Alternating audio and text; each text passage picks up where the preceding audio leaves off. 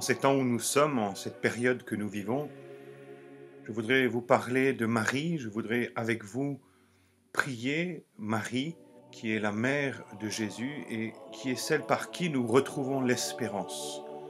L'espérance est la grande vertu dont nous avons besoin par ces temps qui courent, l'espérance qui peut-être déjà a disparu de nos cœurs, de nos vies, et Marie est celle qui nous aide à retrouver l'espérance par son oui, par son cœur qui s'est entièrement livré à Dieu.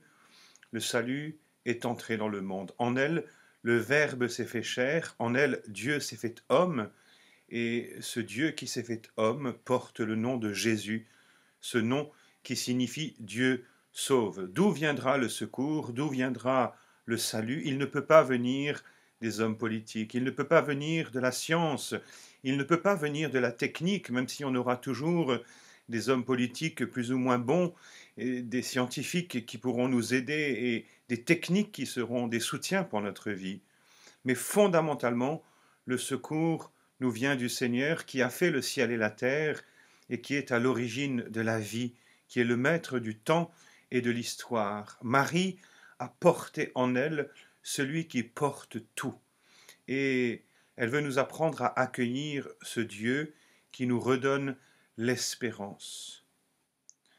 Nous allons célébrer en ces jours la mort et la résurrection de Jésus, l'enfant de Marie, l'enfant bien-aimé du Père qu'elle a porté, qu'elle a accompagné. Marie s'est tenue debout au pied de la croix et à ce moment précis de l'histoire, alors que le salut nous a été donné, alors que la source de la grâce s'est ouverte pour l'humanité entière, Marie, debout, est restée forte dans la foi et constante dans l'espérance. Pourtant, tout semblait contredire cette parole de l'ange qui lui avait dit « Ton fils que voilà sera grand, il sera appelé le fils du Très-Haut, le Seigneur Dieu lui donnera le trône de David son père, il régnera sur la maison de Jacob et son règne n'aura pas de fin. » Cette parole pleine d'espérance semblait contredite, anéantie par la mort de Jésus. Tout semblait perdu à jamais. Et Marie, debout, a été animée par cette force de la foi et cette lumière intense de son espérance. Elle a veillé, elle a prié jusqu'à la résurrection de Jésus. Nous vivons une période qui ressemble un peu à ce samedi saint, où tout semble comme anéanti, même Dieu semble silencieux, absent de cette épreuve que nous traversons, mais Marie est là. Nous sommes à une période de l'histoire dans laquelle elle a un rôle très important. Pour que nous puissions retrouver Dieu au cœur de notre vie, Dieu au cœur de l'histoire de l'humanité. Il ne nous a pas abandonnés, c'est nous qui l'avons abandonné. C'est nous qui avons voulu construire un monde sans lui, et soudainement tout s'arrête. Alors nous étions habités par des espoirs, espoirs dans notre vie professionnelle, dans nos projets, peut-être espoir d'avoir plus d'argent ou espoir d'avoir des relations réussies, toutes sortes d'espoirs que nous cultivons consciemment ou inconsciemment et qui constituent comme un moteur pour notre vie. Mais en ce temps de confinement, nous faisons silence et comme Marie, nous sommes invités à entrer dans un silence profond, un silence qui nous permet d'accueillir en vérité la réalité de notre vie. Dans la lumière de Dieu, cette lumière toute simple, mais une lumière qui permet de regarder la réalité en face et d'arrêter de nous voiler la face.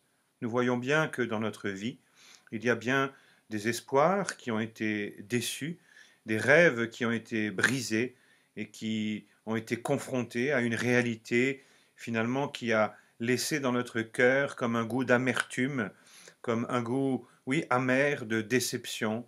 Et certains peut-être même ont abandonné tout espoir, toute espérance. Certains sont peut-être habités en ce moment par des idées suicidaires.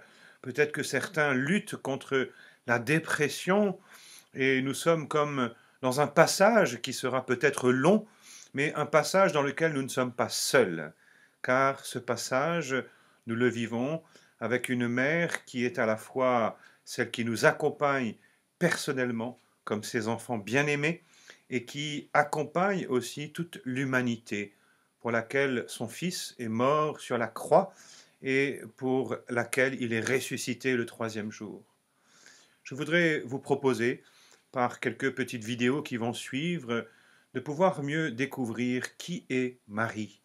Nous avons besoin de redécouvrir le visage de la mère, le visage de la femme par excellence, de celle qui enfante et qui en ce moment même accompagne notre humanité dans un enfantement, et nous sentons les douleurs de l'enfantement, mais autant nous pouvons ressentir la douleur et la peine, autant il nous faut être comme portés intérieurement par cette espérance qui ne peut pas nous décevoir si elle est véritablement ancrée en Dieu.